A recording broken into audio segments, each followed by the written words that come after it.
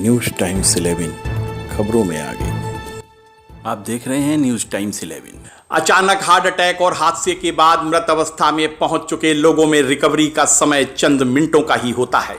ऐसे में सीपीआर एक ऐसी महत्वपूर्ण प्रक्रिया है जिसके प्रोसेस से दिल की धड़कनों को पुनः वापस लाया जा सकता है।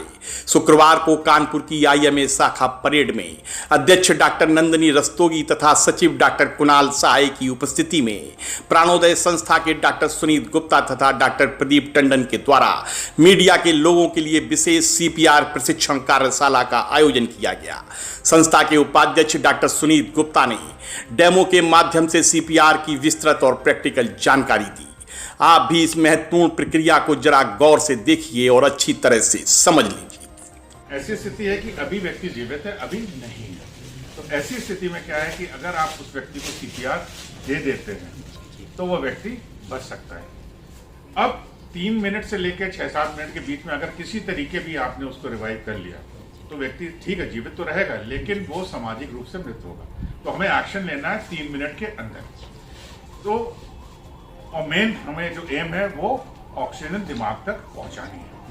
अब अचानक अगर दिल काम करना बंद कर दिया तो हम ऐसा कुछ करते हैं कि ऑक्सीजन दिमाग तक पहुंच जाए, उसको हम लोग सीपीआर बोलते हैं। तो 2-3 चीज हैं। एक तो आपको ये चेक करना है कि व्यक्ति होश में है कि नहीं।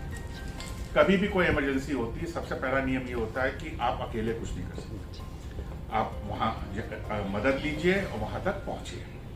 वहाँ पहुँचकर देखें कि एरिया सेफ है कि नहीं। सेफ है ये मतलब कि अगर बिजली से चिपका हुआ है तो मेन स्विच ऑफ करिए और फिर उसको एरिया सेव करके इंश्योर करके फिर आप उसको पीठ के बल लिटा करके सबसे पहली चीज़ आप चेक करेंगे कि उसका रिस्पॉन्स व्यक्ति होश में है कि नहीं। वैसे तो बहुत टाइम लगेगा, हिलाओ चुटकी काटो, तो आपको क्या करना है, बस पीठ के बल लिटा करके आप कैसे हो ऐसा करने से आप उसको चोट भी पहुंचा रहे हैं, हिला भी रहे हैं, आवाज भी कर रहे हैं। और उसी टाइम आप उसकी छाती की तरफ देखिए, पेट की तरफ देखिए, वो हिल रहा है कि नहीं हिल रहा है। ठीक है, तो ये रिस्पॉन्स चेक करें। और ये सबसे इंपॉर्टेंट स्टेप है क्योंकि इसी के देखते हुए आपको आगे की प्रतिक्रिया करनी है। ठीक, अब सांस का रास्ता, क्योंकि हवा जो आप लेते हैं एयरवे सांस के रास्ते से लेते हैं, वो साफ होना चाहिए। अगर उसमें कोई रुकावट हुई तो हवा फेफड़ों तक जाएगी नहीं और आप जो है ऑक्सीजन आगे पहुंचा नहीं सकते। मुख्य कारण किसी बेहोश व्यक्ति का सांस के रुकावट का उसकी जवान होती है।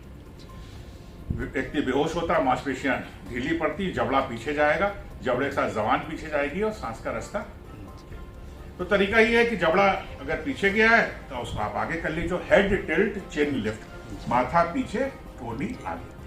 ऐसे करने से आप थोड़ी आगे करेंगे, जबान आगे आ जाएगी और सांस का रास्ता खुल जाएगा। ठीक है, तो सांस का रास्ता खोलने के हेड टिल्ट चिन लिफ्ट। दूसरा काम आप ये कर सकते हैं, ऐसे तो आप बन जाएंगे, अगर आप उस व्यक्ति को तिरछा लिटा दें।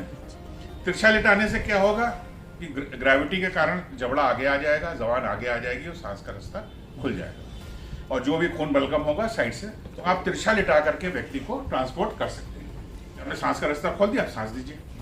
सांस कभी भी देंगे तो सांस का रास्ता खोल के ही देंगे, क्योंकि अगर आप सांस का रास्ता खोल के नहीं देंगे तो हवा फेफड़ों तक नहीं जाएगी। तो सांस का रास्ता खोलने का तरीका हेड टिल्ट चिन लिफ्ट। अपने मुंह उसके मुंह से सील करिए।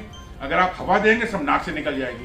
तो आपको करना क्या है, जिससे आप माथा पीछे ले जा रहे हैं उसकी नाक आप उसी उंगली से बंद करके अपने ओंठ उसके ओंठ सील करके 2 सांसें 1-1 सेकंड की आपको देनी है। इतनी देनी है कि हल्का सा छाती मूव करें। ज्यादा देंगे जो जब आप घबराए हुए होते हैं तो थोड़ी हवा तो फेफड़ों में जाती है, बाकी पेट में जाएगा, पेट फूलेगा और फिर कंटेंट आकर के सांस का रास्ता टूटेगा। ठीक, अब छोटा बच्चा है 1 साल से छोटा, नाक मुंह बिल्कुल अगल बगल है, तो आपको नाक बंद करने की जरूरत ही नहीं। आपका तो एम है फेफड़ों तक पहुंचानी है। आप हेड टिल्ट चिन लिफ्ट करिए, नाक और मुंह दोनों कवर करके 2 सांसें 1-1 सेकंड की। ठीक है, दिल मोरलेस बीच में है, हल्का लेफ्ट में रोटेटेड है। ठीक, लोगों की एक धारणा रहती है दिल बाएं साइड है और बाएं साइड छाती दबा देते हैं, पसलियां तोड़ देते हैं। तो इसमें जैसे बताया हुआ है कि दिल मोरलेस बीच में, आगे एक हड्डी है जिसको हम दबा सकते हैं, ब्रेस्ट बोन, पीछे रीढ़ की हड्डी है, वो नहीं दबेगी। अगर आगे की हड्डी हम लोग बार बार दबाएंगे छोड़ेंगे, दबाएंगे छोड़ेंगे, दिल दबेगा, रिलैक्स होगा और उसके अंदर वाल्व होते हैं, खून का दौरान पैदा कर देंगे। तो दबाना कहाँ है?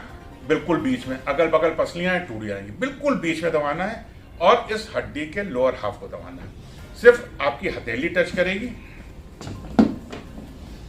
बाकी आपकी उंगलियां कोई टच नहीं करेगी। आपके एल्बो, शोल्डर और ये ब्रेस्ट बोन एक लाइन में रहेगी। जोर शोल्डर का लगेगा।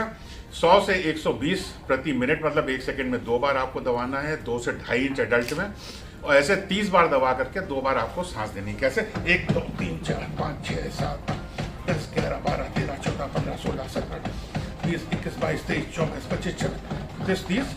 हेड टिल, चिन लिफ्ट, नाक बंद किया, 2 बार सांस दी। ये बहुत थकावट वाला काम होता है। अगर 2 लोग होंगे, एक इधर छाती दबाएगा, दूसरा उधर से सांस देगा। ऐसे करते हुए उसे आप हॉस्पिटल लेके जाएंगे।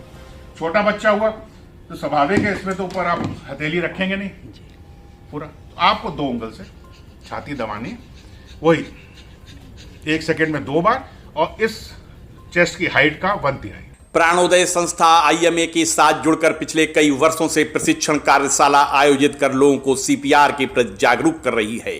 संस्था के अध्यक्ष उद्योगपति महबूब रहमान, उपाध्यक्ष डॉक्टर सुनीत गुप्ता तथा सचिव डॉक्टर प्रदीप टंडन के द्वारा अब तक सीपीआर की 450 वर्कशॉप्स आयोजित की जा चुकी हैं तथा इसके द्वारा अब तक 40,000 से ज्यादा लोगों को सीपीआर तथा बेसिक लाइफ सपोर्ट BLS का प्रशिक्षण दिया जा चुका है। लेकिन बावजूद इसके आंकड़ों के मुताबिक अभी भी भारत में 1% लोग भी सीपीआर की विधिवत जानकारी नहीं रखते हैं। ऐसे में अचानक हार्ट अटैक के बढ़ते मामलों को देखते हुए अब ये जरूरी हो गया है कि सीपीआर का प्रशिक्षण अब घर घर तक पहुंचाया जाए।